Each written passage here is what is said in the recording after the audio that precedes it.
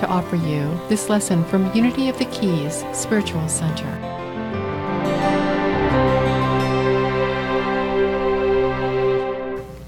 Over the next 5 weeks, we're going to be studying Unity's 5 principles.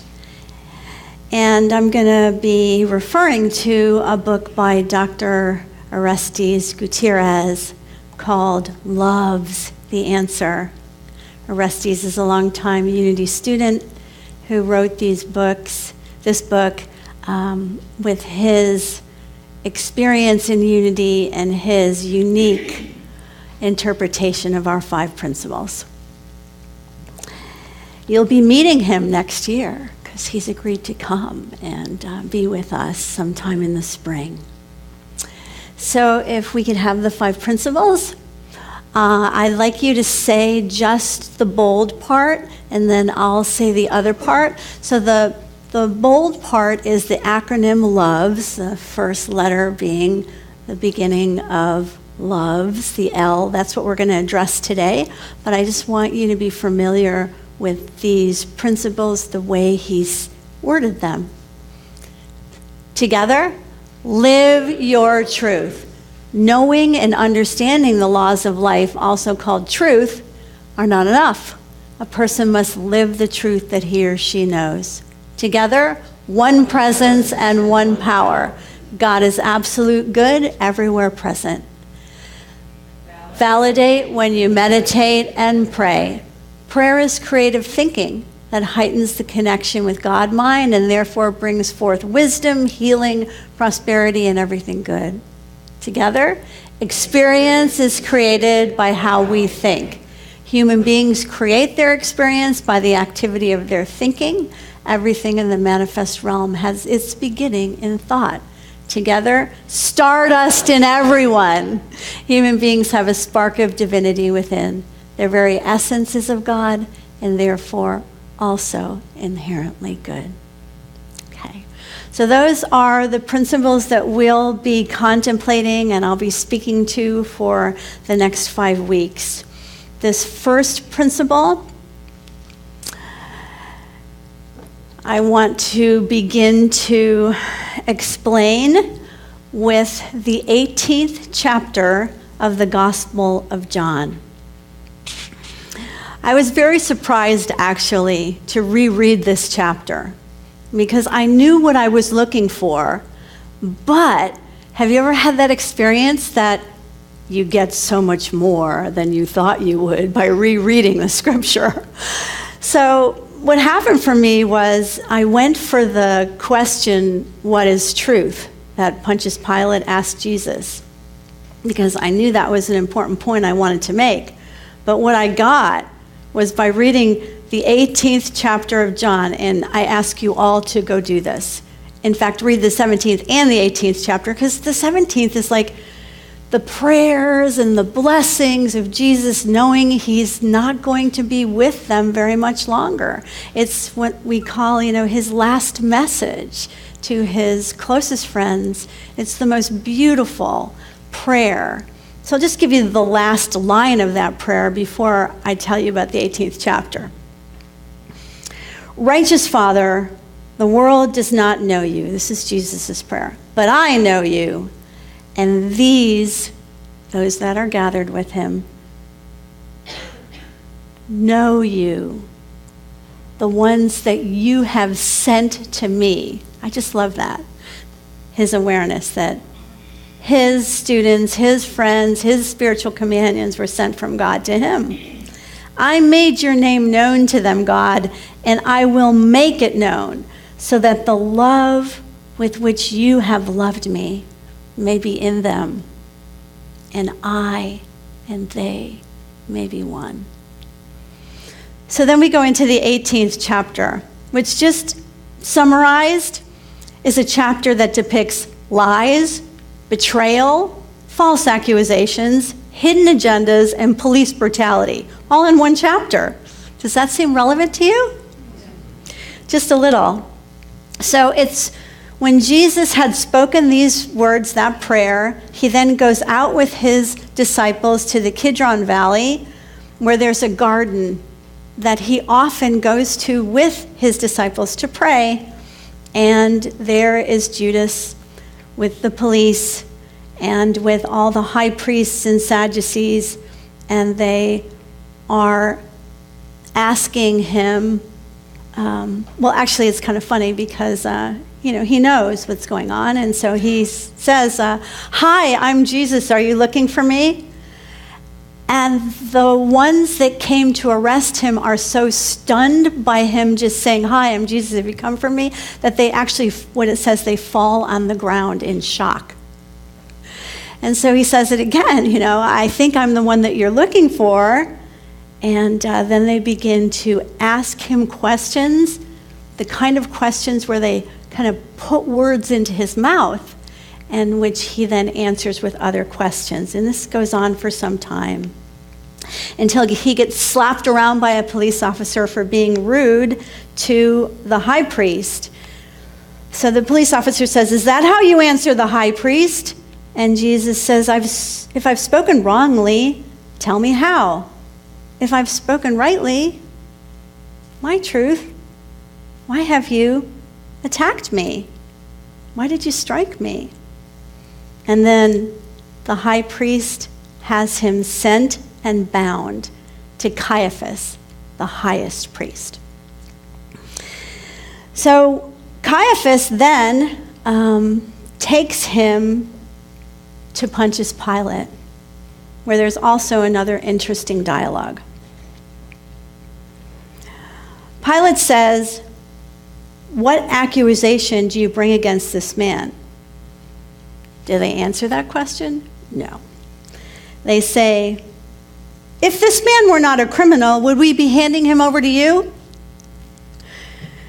Pilate says, "Take him yourself and judge him according to your law." They say, "But we're not permitted to put anyone to death." Then Pilate enters the headquarters again. So there's something missing there. He must have gone out, come back. And he says to Jesus, "Are you the king of the Jews?" And Jesus says, "Do you ask me this on your own, or did others tell you about me?" Pilate replies, "I am not a Jew, am I? Your own nation and the chief priests have handed you over to me. What have you done?" And this is Jesus' answer. "My kingdom is not of this world. If my kingdom were from this world, my followers would be fighting to keep me from being handed over. But as it is, my kingdom is not from here." Pilate says, "So you're a king?" Jesus answered, "You say that I'm a king. For this I was born," Jesus says. "For this I came into the world, to testify to the truth. Everyone who belongs to the truth hears my voice." And then Pilate asks him, "What is truth?" And this is his answer. He knows better. He doesn't answer that question. As they say in the East, the Tao that can be spoken is not the Tao. The truth, with a big T, cannot be spoken. Or as they say in a more humorous way in the Sufi tradition, you can't taste honey by trying to lick the word honey out of a book. There's a reason that Mataji's prayer begins with may truth be our religion. Because it's an intention. It's a practice. It's something we aspire to. No religion holds the key to absolute truth. Absolute truth is a discernment. It comes, it's revealed, Have you ever tried to explain it to someone else? Your deepest truth? You have to do it very carefully, very intentionally, and oftentimes you will be misunderstood, as Jesus was, because absolute truth is principle. It never changes. It's always true. Truth with a capital T is another word for God. Relative truth is what appears to us as a fact or a valid idea, a good point, in this always changing, impermanent human existence. Thoughts, feelings, language, science, opinions, these bodies, our brains, our personalities are all relative truth. They come and they go. Our feelings can change in an instant. Our ideas might be stuck for a really long period of time. Sometimes people hold on to their ideas until their deathbed. Entrenched thinking can be a death sentence. It can really keep us stuck because life on earth is meant to be a place of lifelong learning. This is what Charles Fillmore said we're supposed to do in Unity. This is our mission in Unity. He said, unity is a link in the great educational movement inaugurated by Jesus Christ. Our objective is to discern the truth with a small t. Discern the truth, the relative truth in Christianity, and prove it. The truth we teach is not new, neither do we claim special revelations or discovery of religious principles. He said our purpose is to help and teach humankind to use and prove the eternal truth with a capital T taught by the Master. How do we do it?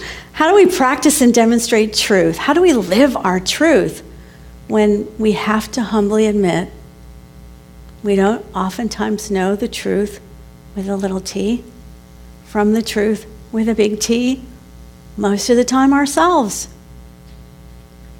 I remember my teacher, Bhante Dharmawara, at 103, this esteemed Buddhist monk, I was saying, please write a book. Please help me. I'll be your scribe. And he looked at me and he said, I don't want to mislead anyone. I thought that was a little extreme. But he taught me these words, I don't know. He taught me to say them as easily as any other words when I was not certain. And most of the time, when it comes to spiritual things, I don't know. I don't. I can only share with you my personal experience. And I wrote the foreword of Orestes' book, and his book really touched me, actually healed me when I read the manuscript the first time, brought me back to a time in my life when I had a near-death experience where I felt, this is really clear to me. I'm here to love. I came back into my body after looking at myself and seeing police officers and people trying to get me out of my car. I'd been hit by a drunk driver and my car had rolled and I was knocked unconscious, and I looked down and said, Judy's dead. I knew I wasn't that person. I knew that I was more than that body. I felt so happy, so complete, so free of that existence. And then as I watched my life pass in front of my eyes, I thought, I could have been a little more loving there. Not in a negative or judgmental way, not in a shame-based way, nothing like that. Just, I could have done that differently. And then I was back in my body, for me, and I say little truth because this for me is not my testimonial of T with a capital T, but my personal truth about my life as I'm here to learn how to love, like Jesus did, as expansive as I can, as inclusive as I can, as deeply as I can, as humbling as it is most of the time to admit, I don't know. So what are you going to do with your life, your unique individual life on this planet? Because there is no one else exactly like you that was born when you were born, where you were born, to who you were born into that family, and has been given the unique experiences that you've been given that brought you to this little paradise island called Key West. Why are you here? What are you here to do? The purpose of life, from a spiritual point of view, is not to build up our egos or increase our personal net worth, fame, or fortune. According to the Buddha and Jesus and Moses, the purpose of affluence and the purpose of influence is to help others who do not have our voice, our experience, or maybe even access to these teachings. We are not our brother's keepers. We all know we can't change anyone else. We are not interested in conversion here in Unity. We're interested in inversion. We're interested in being our brother's brothers, our brother's sisters, our brother's family, being the action that we want to see in the world is living our truth. So, I have a couple of suggestions, practical tools that have helped me in being able to manifest this love that I told you I want to be in this world. And I call them breaks and filters, because I think that as vehicles of truth, as unique beings in the world who are on a progressive, practical, spiritual path, or you wouldn't be here, we need some breaks, or we'll crash and burn and run over our friends. Because we're imperfect, like that Zen saying, you're perfect just the way you are, but you could use some improvement. So we need breaks. And one acronym that Orestes shares in his book that has been very useful to me is the acronym HALT. Are you familiar with it? It stands for hungry, angry, lonely, tired. HALT. It's an acronym to help us to know when to stop. If we're too hungry, eat. If we're too angry, do something about it. Don't waste that energy by hurting your friends. Take a walk. Do some breathing. Journal. Expressing yourself when you're angry and staying in anger is not wise. It hurts you and can be very hurtful to others, but it really does hurt you. The scientific evidence around anger is very clear. People who are angry and stay angry for less than a minute are programming their brains to make it easier to be angry the next time. It's like a track. We have a saying for that. That person has a short fuse. It's because they've been priming that pathway, letting themselves be unchecked. And so we have to check ourselves before we wreck ourselves. lonely, if you're lonely, find a friend, make a friend, reach out in some way, nurture yourself. And then tired. How many of us can admit that we make pretty bad decisions and say some really silly things when we're tired? So HALT. It's a great acronym. If you're hungry, angry, lonely, tired, stop. Pull over. Take care of yourself. Enlightenment begins with each and every one of us taking care of ourselves. There's a saying, physician, I say metaphysicians, spiritual people, heal thyself first. The next thing I'm going to give you, that is filters for our words, is something that St. Francis of Assisi talked about. He said once that he wished that he had a neck like a crane that would serve to slow down his words so that by the time they got to his mouth, he could review them and send them back down. And maybe that would help keep him from saying things that he did not mean or using petulant, angry speech.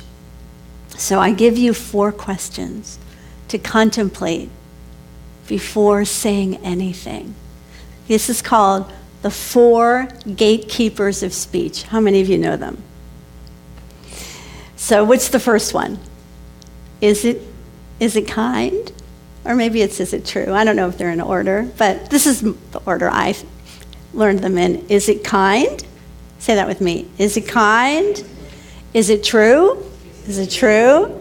Is it necessary? Is it the right time? So is it kind? You know, a lot of times we'll say things and people won't even hear what we're saying because they're so offended. They're so hurt by it. So the challenge is to find a way to say what needs to be said in a way and in a place and in a time, to be creative enough to say it in a way that can be heard, in a kind way, in a gentle way. Eileen is so masterful at that. She is just my total guru when it comes to, I say she has a future in diplomacy. It's a gift. It is a total gift.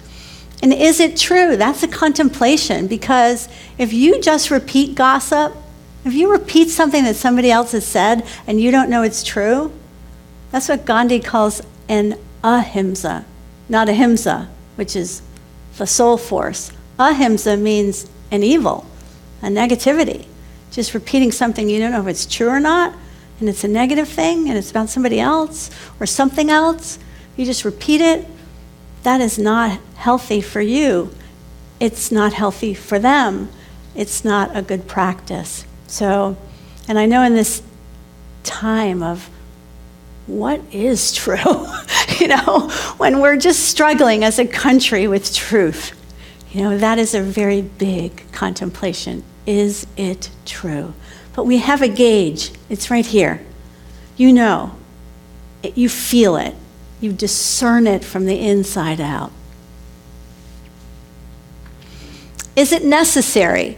In Native culture, when you pass the prayer stick in a ceremony of talking, of sharing, of tioshpayim, that means community sharing, you don't repeat what somebody else says or even say, I agree with them. You just add anything beneficial that might be new. It's a practice. They teach to be clear in a few words and not bore the community to death by just keeping on repeating the same thing, right? But come up with something new, you know? And don't keep repeating unnecessary things. And, you know, some of us are distracting. You know, we just like to make fun and joke, and sometimes when things get too heavy, we'll say something that's kind of pulls it somewhere else. It's not really attuned to what's going on. And so just be aware. To be aware, is this necessary? Is this the right time? You know, sometimes you'll be much more effective if you see that person when they're open, when they're not so tired, when they're not angry. So, unity is an experiment in truth. Our co-founders called themselves truth students, and the first book ever published in Unity is called Lessons in Truth. The first chapter is called Bondage or Liberty. And she says this, Emily Cady, who was both a physician and a metaphysician. Every right thought we think, our every unselfish word or action is bound by immutable law to be fraught with good results. But in our walk, we have to learn to lose sight of results. They're just the loaves and fishes, she says. We must rather seek to be the truth consciously, to be love, to be wisdom, to be life, and let results take care of themselves. Our first job is to find and live our truth and to recognize that it's the Christ within us that will reveal it. It's the Christ within Jesus that made him what he was, is. That spark, that same spark of primordial energy turned Siddhartha into the Buddha and was the burning bush, the fire that could never be extinguished in Moses. And it's the Christ in you. That's your hope of glory. When Charles Fillmore was dying, people were taking 24 hours. He's our co-founder, if you're new to Unity. People were taking 24 hours to be by his bedside. And he was in and out of different states of consciousness. And one of his friends said that he, in one of his semi-coma states, came out and said, "Do you know what the most important words in the world are?" And his friend said, "Tell me." And he said, "Christ in you, your hope of glory." He said it 3 times. Christ in you, your hope of glory. Christ in you, Sally. Christ in you, Jean. Christ in you, Tim. Christ in each one of us is our hope of full glory. Thank you.